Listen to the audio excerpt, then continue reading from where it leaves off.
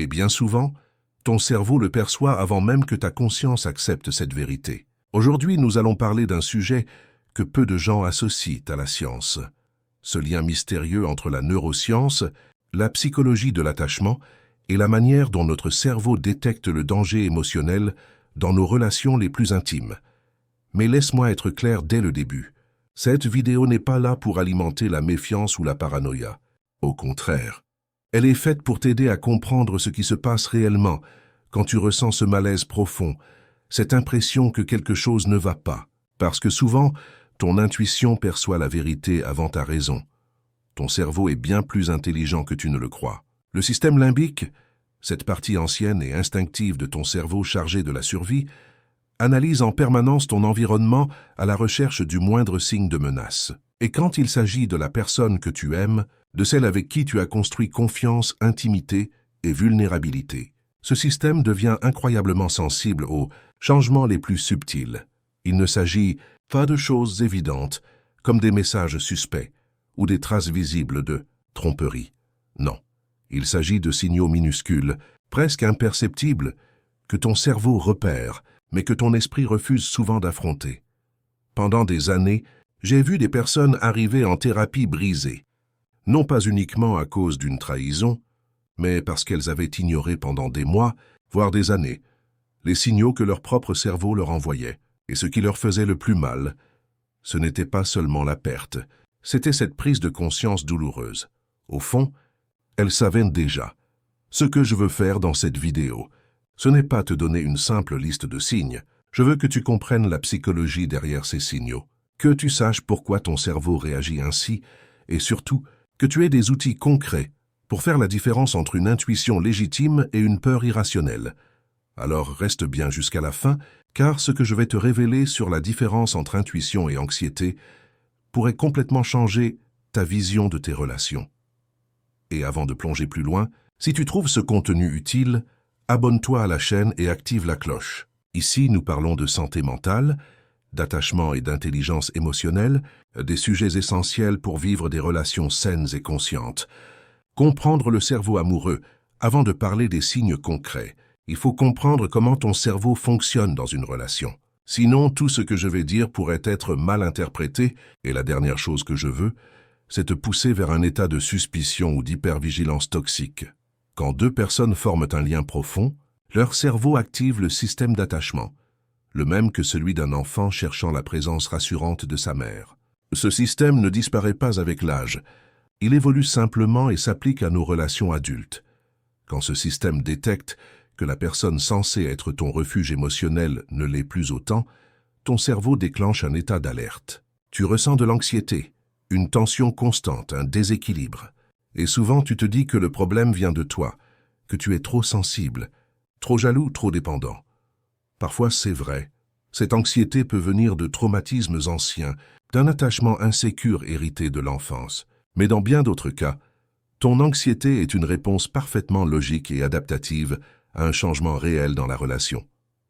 La clé, c'est d'apprendre à distinguer l'anxiété saine, celle qui te prévient d'un danger réel, de l'anxiété destructrice, celle qui vient de tes propres blessures. Et pour y parvenir, il faut savoir reconnaître les signaux psychologiques précis qui indiquent un changement dans la connexion émotionnelle de ton partenaire. Première grande alerte. Le changement dans la qualité de la présence, c'est sans doute le signe le plus discret, mais aussi le plus révélateur. Quand ton partenaire est physiquement là, mais émotionnellement absent. Je ne parle pas du temps passé ensemble, mais de la qualité de la présence. Quand une personne est vraiment connectée à toi, son système nerveux se synchronise avec le tien. C'est ce qu'on appelle la co-régulation émotionnelle. Deux cerveaux, deux cœurs qui se répondent inconsciemment. Les respirations se calquent, les pupilles réagissent, les micro-expressions s'accordent. C'est la base même de l'intimité émotionnelle. Mais quand cette personne commence à investir son énergie ailleurs, cette synchronisation disparaît. Ton cerveau le ressent avant que tu ne puisses l'expliquer. Ses yeux te regardent, mais ne te voient plus. Ses réponses te semblent mécaniques, et tu ressens ce vide silencieux entre vous. Ce phénomène peut avoir d'autres causes. Un stress professionnel, une dépression, une période de confusion personnelle. Mais quelle qu'en soit la raison, une absence émotionnelle prolongée signifie qu'il se passe quelque chose d'important. La différence se trouve dans la façon dont la personne réagit quand tu abordes le sujet. Si ton partenaire peut t'en parler avec ouverture, te dire qu'il traverse une phase difficile, il y a encore un lien, une vulnérabilité partagée. Mais s'il devient fermé, défensif ou évasif, si tu te sens coupable simplement d'avoir osé poser la question, alors il y a une déconnexion émotionnelle réelle. Parfois le signe qu'un autre lien s'est créé ailleurs. Ne confonds jamais besoin d'attention émotionnelle et faiblesse personnelle. Le besoin de sentir ton partenaire présent n'est pas une dépendance, c'est un besoin humain fondamental. Et si tu n'as plus cette présence, tu mérites d'en comprendre la raison. Tu mérites une conversation honnête, respectueuse et consciente. Deuxième signe, la protection excessive de la vie numérique. Dans notre monde moderne, le téléphone est devenu une extension de nous-mêmes. C'est un objet intime, une sorte de journal personnel où se mêlent travail, émotions et échanges privés. Avoir un mot de passe, verrouiller ses applications, protéger sa confidentialité, tout cela est parfaitement normal. Mais ce dont je veux te parler ici, c'est d'un changement soudain et inexpliqué dans la façon dont ton partenaire protège son espace numérique. Avant, il laissait son téléphone sur la table, l'utilisait librement devant toi, te montrait une photo, un message drôle, une vidéo. Puis, du jour au lendemain, quelque chose change. Le téléphone ne quitte plus sa main. Il est posé face contre la table. La personne s'éloigne pour lire ou répondre à un message, et si par hasard ton regard croise l'écran, une tension subtile envahit l'air. Ce n'est pas un simple détail. En psychologie comportementale, on appelle cela une modification des schémas de protection territoriale. Quand une personne cache quelque chose d'émotionnellement important, son cerveau entre dans un état d'alerte constant. Il surveille, anticipe, protège la source du secret. Et aujourd'hui, cette source est souvent le smartphone. Mais attention, il est essentiel de ne pas tirer de conclusions hâtives. Une personne peut devenir plus prudente pour des raisons totalement légitimes. Peut-être qu'elle s'intéresse davantage à la sécurité numérique, qu'elle traverse une période professionnelle exigeante, ou qu'elle prépare une surprise qu'elle veut garder secrète. La différence cruciale, c'est la manière dont elle réagit quand tu abordes le sujet. Si la conversation reste calme, si elle peut t'expliquer de façon posée ce qui a changé, alors tu n'as probablement rien à craindre. Mais si la réaction est disproportionnée, hostilité immédiate, culpabilisation, accusation d'intrusion ou inversion des rôles, c'est souvent le signe que la nervosité cache autre chose. Une personne qui n'a rien à dissimuler comprend ton besoin de clarté. Elle peut te dire « Je vois pourquoi tu es inquiet, laisse-moi t'expliquer ». Mais quand la réaction devient défensive ou ironique, quand elle te fait sentir que tu es trop jaloux ou trop contrôlant, alors quelque chose dans la dynamique relationnelle s'est rompu. Et ce n'est pas qu'une question de téléphone. C'est une question de connexion émotionnelle déplacée. Car dans les premières étapes d'un attachement parallèle, qu'il soit émotionnel ou physique, le téléphone devient le canal de cette nouvelle excitation, le lien secret avec l'autre personne. Chaque notification déclenche une petite décharge de dopamine. Chaque message devient un instant d'euphorie, et cette émotion est difficile à cacher.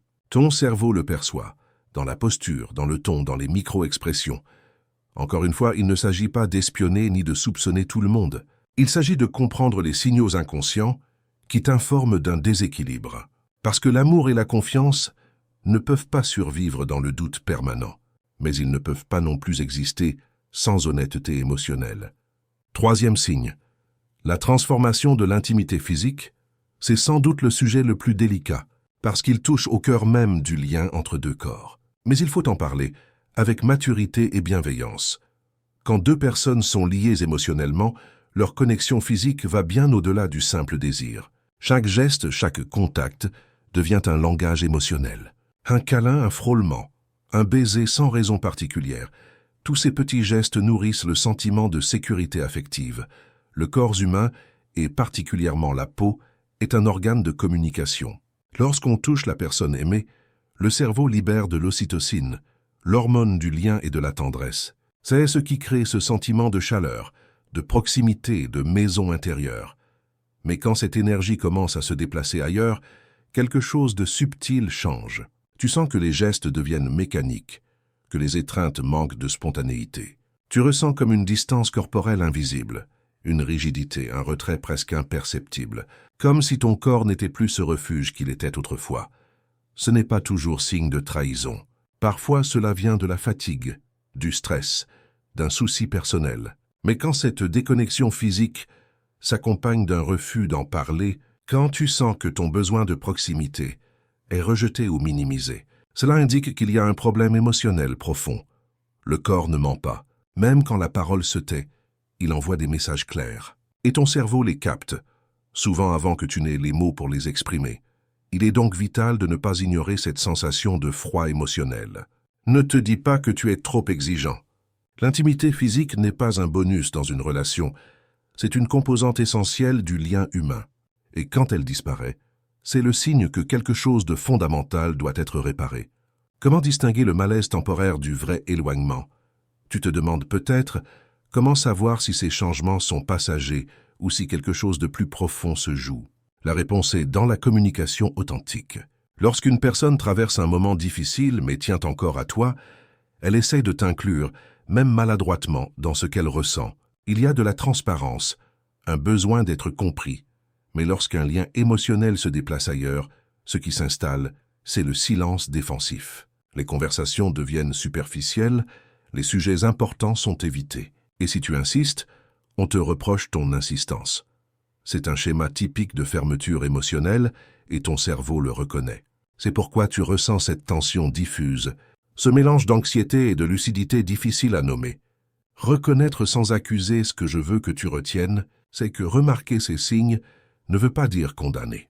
Ton objectif n'est pas de pointer du doigt, mais de revenir à la vérité émotionnelle de la relation. Parfois, cette vérité est douloureuse. Parfois, elle ouvre la porte à une conversation libératrice. Dans les deux cas, elle t'éloigne de la confusion, parce que la clarté, même douloureuse, guérit toujours plus vite que l'incertitude.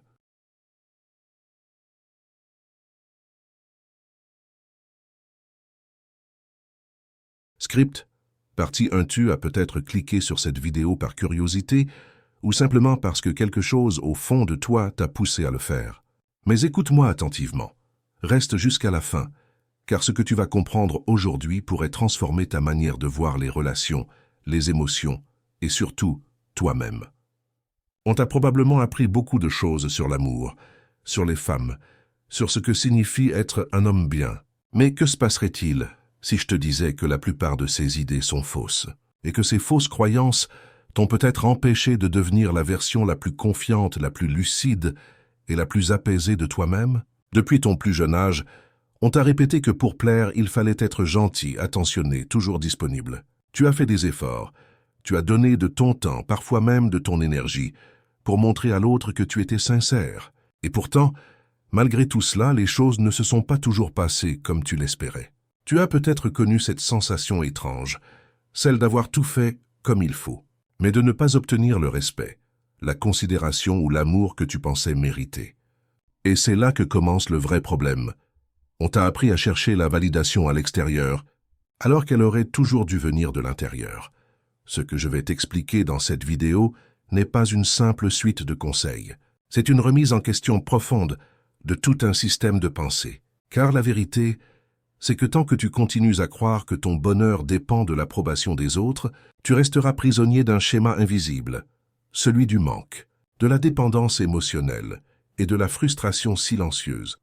Tu vois, beaucoup d'hommes ne réalisent pas qu'ils agissent non pas par amour mais par peur, peur d'être seuls, peur de déplaire, peur de ne pas être assez. Et ces peurs, dissimulées derrière des comportements apparemment bienveillants, finissent par créer exactement le contraire de ce qu'ils désirent. Car plus tu cherches à tout contrôler, plus tu perds ton pouvoir. Plus tu veux prouver ta valeur, plus tu montres inconsciemment que tu doutes de toi. Et c'est là que tout se renverse. Les relations humaines ne sont pas des équations logiques. Elles sont profondément émotionnelles. Une personne ressent ton énergie avant même d'écouter tes mots. Et si ton énergie transpire l'attente, la peur ou la dépendance, l'autre le ressentira. Même si tu souris, même si tu dis les bons mots, même si tu fais tout comme il faut. C'est pour cela que certains hommes, sans faire d'efforts apparents, dégagent une présence magnétique, pendant que d'autres, pourtant pleins de bonnes intentions, semblent invisibles. Le secret ne réside pas dans ce que tu fais, mais dans ce que tu incarnes. Quand tu cesses de courir après la validation, quelque chose change dans ton regard, dans ton ton, dans ta manière d'être. Tu n'essaies plus de plaire, Tu existes simplement. Et paradoxalement, c'est à ce moment-là que tu deviens naturellement attirant, confiant, stable, parce que ton énergie n'est plus tournée vers le manque, mais vers l'abondance. Tu ne cherches plus à recevoir, tu rayonnes. Mais pour arriver à ce niveau de clarté intérieure, il faut d'abord déconstruire les illusions qui t'ont été transmises. Il faut comprendre pourquoi, malgré ta gentillesse, tu te sens parfois ignoré. Pourquoi, malgré tes efforts, certaines relations semblent te glisser entre les doigts. Et surtout, pourquoi tu ressens encore cette fatigue émotionnelle, cette impression de toujours donner plus que tu ne reçois. La vérité, c'est que tu n'as jamais été faible. Tu as simplement agi avec un cœur sincère, dans un monde qui valorise la rareté émotionnelle. Mais aujourd'hui, les règles ont changé. Les gens sont plus attirés par ce qu'ils perçoivent comme rare, détaché, autonome.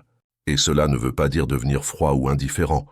Cela veut dire apprendre à maîtriser ton centre émotionnel, à ne plus réagir impulsivement à tout ce qui t'affecte, à choisir quand donner ton énergie.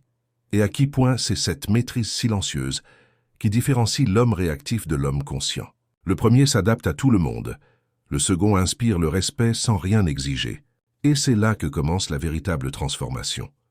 Lorsque tu comprends que ton pouvoir ne se trouve pas dans la possession, mais dans la présence. Pas dans le contrôle, mais dans la cohérence. Quand tu deviens celui qui ne court plus derrière les choses, mais attire naturellement ce qui lui correspond. Alors, à partir de maintenant, regarde-toi non pas comme un être en manque, mais comme une source. Cesse de penser « Que dois-je faire pour qu'on m'aime ?» et commence à te demander « Qui suis-je lorsque je m'aime moi-même ?» Car c'est à ce moment-là que la dynamique change complètement. Ce n'est plus toi qui poursuis, c'est la vie qui s'aligne à ton énergie. Script, partie 2i. Tu veux vraiment comprendre ce que signifie être maître de ta vie émotionnelle, il faut d'abord accepter une vérité simple. Tu ne contrôles pas ce que les autres ressentent pour toi. Tu ne peux pas forcer quelqu'un à t'aimer, ni à te respecter, ni à te choisir. Mais tu peux devenir quelqu'un qu'on ne peut pas ignorer. Et cette différence-là change tout. La plupart des gens passent leur temps à essayer de modifier l'extérieur, changer leur apparence, leurs mots, leur comportement, dans l'espoir que cela change la manière dont les autres les perçoivent. Mais les relations, qu'elles soient amoureuses, amicales ou professionnelles, ne se bâtissent pas sur ce que tu montres. Elles se bâtissent sur ce que tu dégages. Et ce que tu dégages dépend directement de la manière dont tu te perçois toi-même. Si au fond de toi, tu crois que tu n'es pas assez, alors peu importe ce que tu feras, cette croyance se reflètera dans ton attitude. Tu parleras avec hésitation, tu attendras des signes de validation, tu douteras au moindre silence. Et l'autre le sentira, mais le jour où tu cesses de chercher à convaincre, le jour où tu acceptes pleinement qui tu es, qualités, limites et tout ce qui va avec, quelque chose de puissant se produit. Tu dégages une paix intérieure que rien ne peut simuler. Tu vois, la véritable confiance n'est pas bruyante. Elle n'a pas besoin de se prouver. C'est une énergie calme, enracinée, presque silencieuse, mais qu'on ressent immédiatement. Et cette énergie attire naturellement les gens qui vibrent sur la même fréquence. Parce que la stabilité est rare. Et tout ce qui est rare devient précieux. Le problème, c'est que beaucoup confondent gentillesse et faiblesse, empathie et soumission. Mais être bon ne veut pas dire être naïf. Tu peux être respectueux tout en posant des limites. Tu peux être compréhensif sans tolérer le manque de respect. C'est même là que commence la vraie maturité émotionnelle. Quand tu apprends à dire non, sans te sentir coupable. Quand tu comprends que t'aimer toi-même, ce n'est pas de l'égoïsme, mais une forme d'équilibre. Tant que tu feras passer les besoins des autres avant les tiens par peur de déplaire, tu resteras enfermé dans une boucle de frustration. Tu donneras sans compter, espérant recevoir la même chose. Mais ce moment n'arrivera jamais vraiment parce que les gens sentent quand ton geste n'est pas libre. Ils sentent quand tu donnes pour être aimé, et non par abondance. Et inconsciemment, ils s'éloignent. C'est pourquoi tu dois apprendre à donner sans attente, à aimer sans dépendance, à agir sans chercher de résultats immédiats. C'est dans ce détachement que réside ta vraie force. Parce qu'un homme détaché ne se désintéresse pas. Il choisit simplement où placer son énergie. Il n'est pas froid, il est conscient. Et la conscience est toujours plus puissante que la réaction. Prends un instant pour réfléchir à ça. Combien de fois as-tu voulu prouver ta valeur à quelqu'un? Combien de fois as-tu cru qu'en faisant un peu plus, la personne finirait par te remarquer? Et combien de fois cela t'a seulement épuisé? Ce schéma ne vient pas d'un manque d'effort, mais d'une croyance enracinée, celle que ta valeur dépend du regard de l'autre. Or la vérité, c'est que tu étais déjà complet avant même de vouloir être validé. Lorsque tu commences à te comporter comme quelqu'un de complet, tu changes instantanément la dynamique de toutes tes relations. Tu n'attends plus, tu observes, tu n'espères plus, tu choisis. Tu n'implores plus la reconnaissance, tu inspires le respect. Et cela ne vient pas d'un jeu ou d'une stratégie, mais d'un alignement intérieur. C'est un état d'être, pas un rôle. C'est ici que commence la véritable transformation. Pas quand tu changes ton apparence ou ta manière de parler, mais quand tu réalises que tu n'as rien à prouver. À partir de là, tout devient plus simple. Tu dis ce que tu penses, tu fais ce que tu ressens et tu laisses les choses se placer naturellement. Les bonnes personnes resteront, les autres partiront. Et tu comprendras enfin que ce n'est pas une perte, mais une sélection naturelle. Rappelle-toi, tu n'attires pas ce que tu veux, tu attires ce que tu es. Si ton énergie est basée sur le manque, tu attireras toujours plus de situations qui confirment ce manque. Mais si tu rayonnes la stabilité, la sérénité et la confiance, tu verras apparaître autour de toi des gens et des expériences à cette même fréquence. C'est une loi silencieuse, mais implacable. Beaucoup cherchent des techniques pour devenir plus séduisants, plus charismatiques, plus influents. Mais la véritable influence ne s'impose pas, elle se ressent. Elle vient de ton calme, de ta constance, de ta capacité à ne pas te laisser déstabiliser par les fluctuations du monde extérieur. Quand tu n'as plus besoin que les autres t'approuvent, ils finissent par le faire d'eux-mêmes, parce que tu incarnes ce que tout le monde recherche, la paix intérieure. Script. Partie 3, il existe un moment précis où tout change. Ce moment, c'est quand tu cesses de chercher à comprendre pourquoi les autres ne t'apprécient pas, et que tu commences enfin à comprendre pourquoi tu te négliges toi-même. Car tant que tu restes concentré sur le comportement des autres, tu t'éloignes de l'essentiel, ton propre pouvoir intérieur. Tu ne peux pas contrôler les intentions d'autrui, mais tu peux contrôler la manière dont tu réagis à ce qu'ils font. Et c'est là que se trouve toute la différence entre quelqu'un qui subit sa vie et quelqu'un qui la dirige. L'un réagit à chaque événement comme une feuille portée par le vent. L'autre observe, respire et choisit sa réponse avec lucidité. C'est cette maîtrise de soi qui crée une véritable autorité intérieure. Beaucoup pensent que la force, c'est de ne jamais tomber, de ne jamais douter, de ne jamais montrer ses émotions. Mais la vraie force, c'est d'être capable d'affronter sa vulnérabilité sans se juger. C'est d'oser se regarder en face avec honnêteté et dire « Oui, j'ai eu peur, oui, j'ai douté, mais j'avance quand même ». Parce que la croissance ne vient pas de la perfection, mais du courage d'évoluer malgré l'incertitude. Chaque expérience que tu vis, bonne ou mauvaise, te montre quelque chose sur toi-même. Les moments de rejet t'enseignent la valeur de ton indépendance. Les périodes de solitude t'aident à redécouvrir ta propre compagnie. Et les déceptions t'obligent à redéfinir tes limites. Ce ne sont pas des punitions, mais des initiations. Chaque épreuve est une occasion de te renforcer émotionnellement. Le problème, c'est que la plupart des gens fuient ces moments inconfortables. Ils préfèrent se distraire, se réfugier dans le bruit ou chercher un substitut affectif pour combler le vide. Mais ce vide, il ne peut être comblé que par toi. Ce silence intérieur, il n'est pas ton ennemi, il est ton guide. C'est dans ce silence que tu apprends à te connaître vraiment. Et une fois que tu es à l'aise dans ce vide, plus rien ne peut te faire peur. Regarde autour de toi, beaucoup vivent dans une agitation permanente. Ils courent après des objectifs, des relations, des validations, sans jamais s'arrêter pour se demander « Qu'est-ce que je ressens vraiment? Qu'est-ce que je veux profondément ?» Et quand ils obtiennent ce qu'ils pensaient vouloir, ils ressentent toujours ce même manque intérieur. Parce que ce qu'ils cherchaient, ce n'était pas une personne ou une réussite, mais une sensation de paix. Et cette paix-là ne viendra jamais de l'extérieur. Tu dois comprendre que le vrai détachement n'est pas de ne rien ressentir. C'est de ressentir pleinement sans se laisser dominer. C'est la capacité à vivre une émotion sans qu'elle t'enchaîne.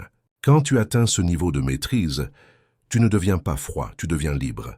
Tu peux aimer sans t'attacher, donner sans t'épuiser et perdre sans te briser. C'est aussi à ce moment que les autres te perçoivent différemment. Ils sentent que ton calme n'est pas de l'indifférence, mais une force tranquille. Ils sentent que tu n'as plus besoin d'être choisi car tu t'es déjà choisi toi-même. Et c'est ce qui rend ta présence magnétique. Les gens sont attirés par ceux qui ne cherchent pas à convaincre, parce qu'ils sentent chez eux une stabilité rare, une paix qu'ils aimeraient eux-mêmes atteindre. Beaucoup d'hommes, sans le savoir, perdent leur pouvoir émotionnel en croyant qu'ils doivent mériter l'amour. Mais l'amour ne se mérite pas, il se vit, et il commence toujours par soi-même. Quand tu t'aimes sincèrement, tu n'acceptes plus les situations qui te diminuent.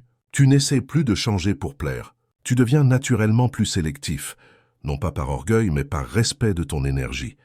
C'est ici que se dessine la véritable différence entre le besoin et le choix. Le besoin te pousse à agir dans la peur de perdre. Le choix te permet d'agir dans la conscience de ta valeur. Et cette nuance transforme absolument tout, parce qu'à partir du moment où tu choisis plutôt que de subir, tu redeviens le centre de ton monde. Chaque fois que tu dis « non » à quelque chose qui ne t'élève pas, tu dis « oui » à toi-même. Chaque fois que tu poses une limite claire, tu fortifies ton respect intérieur. Et chaque fois que tu décides de ne plus courir derrière l'amour, tu fais de la place pour un amour plus vrai, celui qui vient naturellement. Sans effort, sans manipulation, sans peur. Tu n'as pas besoin de prouver ta valeur, car elle est déjà là. Tout ce que tu dois faire, c'est l'incarner. Et pour l'incarner, tu dois te libérer du regard des autres, te détacher de l'opinion du monde et te reconnecter à ton essence. C'est ce chemin-là qui fait de toi quelqu'un d'authentique, d'intègre. Et surtout, d'inoubliable. Rappelle-toi, les gens peuvent oublier ce que tu dis, mais ils n'oublieront jamais ce qu'ils ressentent en ta présence. Et si ce qu'ils ressentent, c'est une paix profonde, une force tranquille, une énergie stable, alors tu n'as rien de plus à prouver. Tu es déjà devenu cette version de toi que tu cherchais depuis toujours. Script. Partie 4.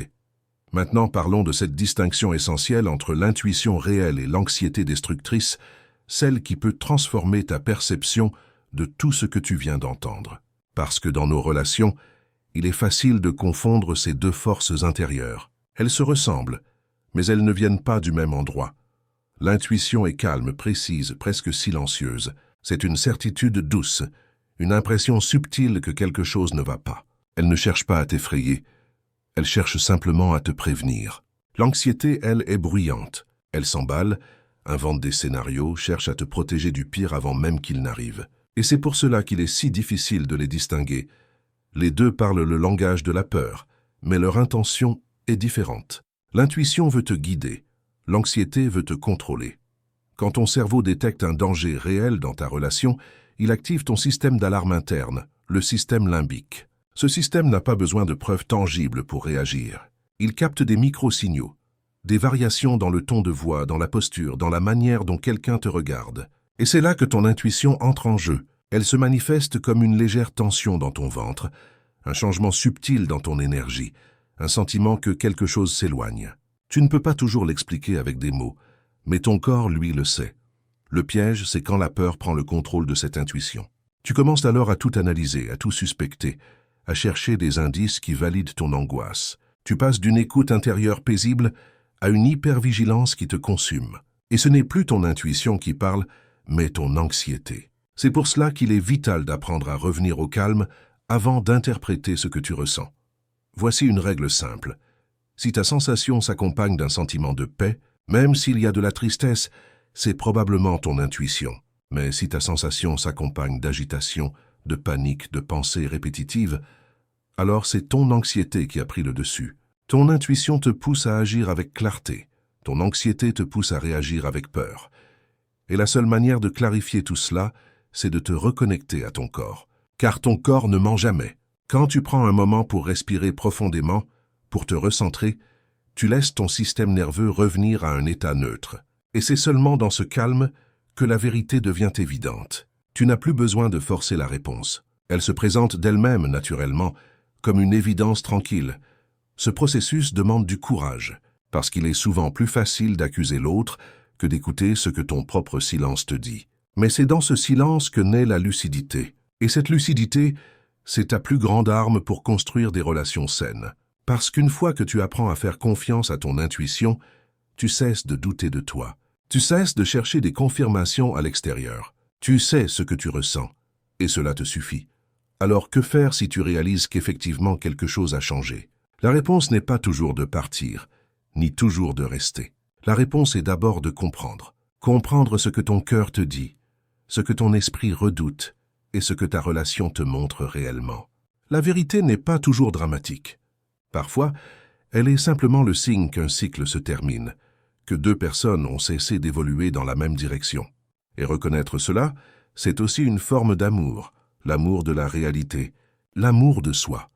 Si tu découvres que ta relation peut être réparée, alors utilise cette prise de conscience comme un point de départ. Parle avec sincérité mais sans accusation. Exprime ce que tu ressens, non pas pour blâmer mais pour éclairer. Et si au contraire tu réalises que la distance est devenue trop grande, alors aie le courage d'honorer la fin sans rancune. Chaque histoire t'enseigne quelque chose, même celles qui se terminent. Et parfois, les plus grandes guérisons viennent après les séparations les plus douloureuses. Rappelle-toi, ton cerveau, ton cœur et ton intuition ne sont pas des ennemis. Ils travaillent ensemble pour te protéger, pour te guider vers des relations qui nourrissent ton équilibre et non ton anxiété. Ce que tu ressens n'est pas une faiblesse, c'est une information. Et plus tu apprends à écouter cette information sans jugement, plus tu deviens maître de ton monde intérieur. Il est temps de comprendre que ton bien-être émotionnel ne dépend pas de la fidélité des autres, mais de ta fidélité à toi-même. Sois loyal envers ton intuition, envers ta paix intérieure, envers cette voix tranquille qui te dit quand quelque chose ne te correspond plus.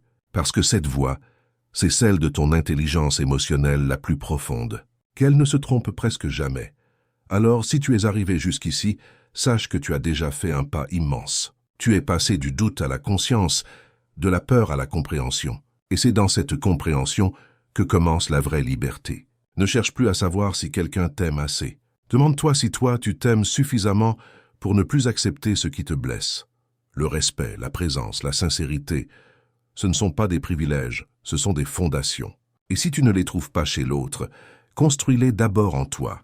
Parce qu'une fois que tu les possèdes intérieurement, tu n'attires plus ceux qui ne peuvent pas les offrir. Tu n'as plus besoin de mendier l'amour, tu l'incarnes.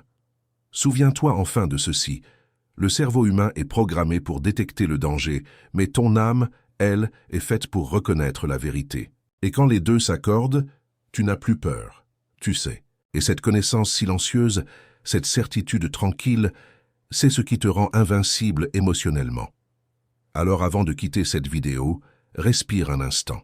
Ressens ton corps, écoute ton intuition et promets-toi de ne plus ignorer les signaux que la vie t'envoie. Parce que ce que tu appelles parfois pressentiment n'est pas une faiblesse. C'est ton intelligence la plus ancienne, celle qui veut simplement te ramener vers la paix.